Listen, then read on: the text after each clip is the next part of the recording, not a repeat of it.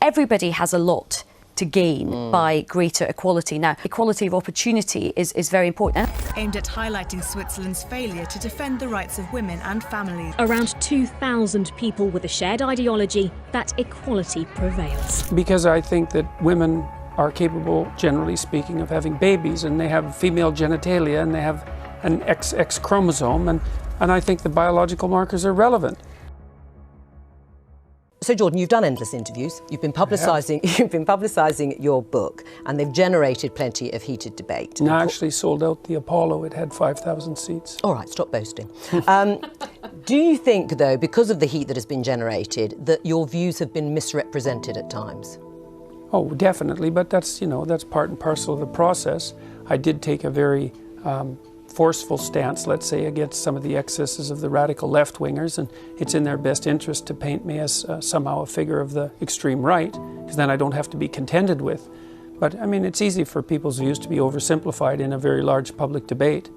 And you came to prominence in part over your opposition to this law that we just talked about in Canada, proposing the use of preferred pronouns for transgender people. Just for clarity. Mandating them. Yeah. Right. Saying that you should do it. No, but, that you had to do it. Right, you had to do it by law. But just for clarity, do you think a trans woman is a real woman? I don't really like the way those questions are formulated. You know, I don't know what that means. What do you mean a real woman? Well, I'm asking you, in your mind, you know, it depends what you think a real woman is, but do you think a trans woman is a woman? No. Why not? Because I think that women are capable, generally speaking, of having babies, and they have female genitalia, and they have an XX chromosome, and I think the biological markers are relevant. It doesn't necessarily mean that I don't think that people should be treated with respect and dignity if they happen not to fit easily into a gender category. That's a different issue. Right. But it's a matter of definition. And I actually think it's a foolish argument in some sense. Because what do you mean by real? Well, I mean, you've just clarified that, though. You don't think that a trans woman is a woman. And do you think that that is what is behind or explains your opposition to this idea of a law mandating you to use a preferred pronoun, is because you don't actually believe that that's the truth, that a trans woman is a woman, and therefore you can't use that pronoun? No, that's not my argument at all. Really?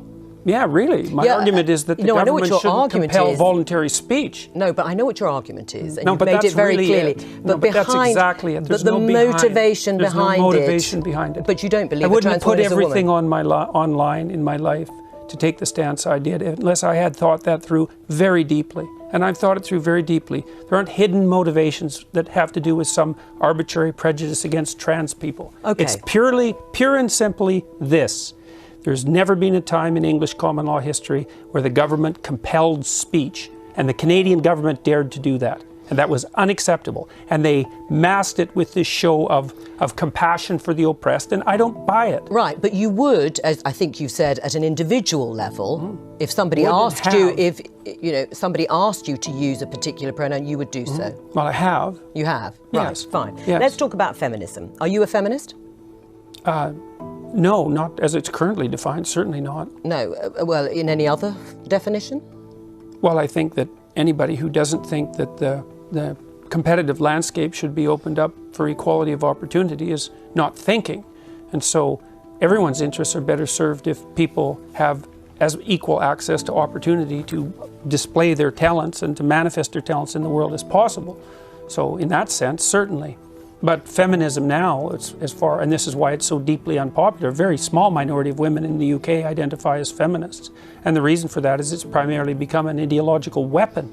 And it's an ideology that I detest, actually, the ideology that it's associated with, collectivist ideology. Right, I mean, okay, and that's your view about feminism. Aisha, are you a feminist? Oh, absolutely. I'm a very proud feminist, and when I was a special advisor in government, I worked on women and equality issues, and I'm very proud actually of a piece of legislation I got on the statute book with my former boss Harriet Harman, the Equality Act.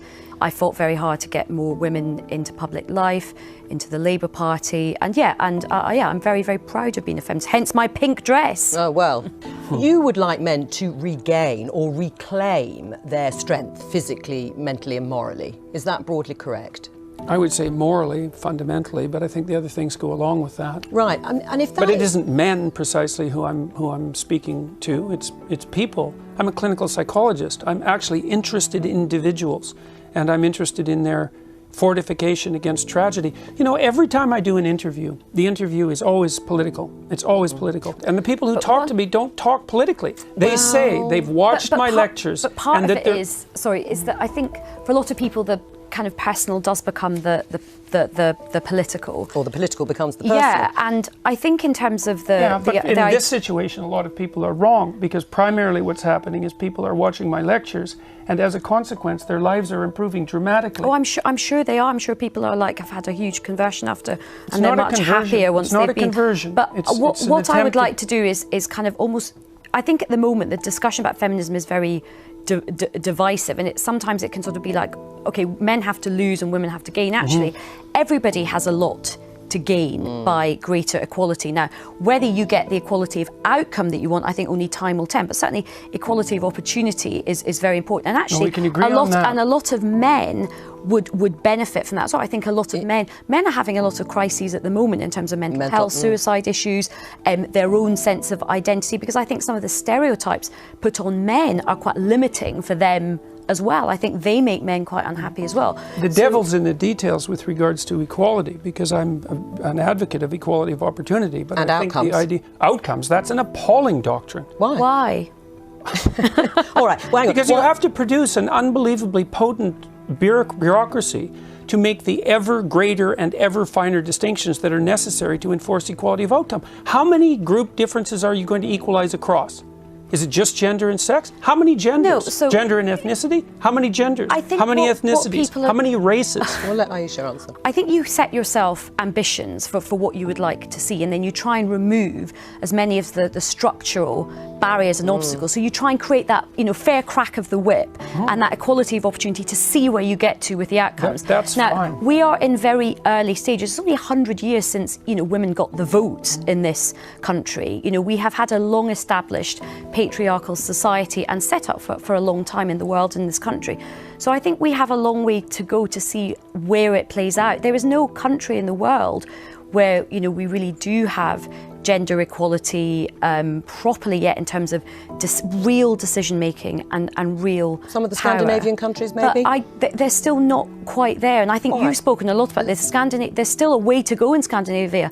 Things are not perfect in Scandinavia. I haven't spoken about that specifically. I've spoken about you spoke about the right stuff yesterday. You talked about the Scandinavian. Well, I've spoken about the fact that, see, one of the things that's happened in the analysis of the differences between men and women is that the social constructionist claim is that the differences are socially constructed, right? Is that it's a consequence of environment that men and women differ.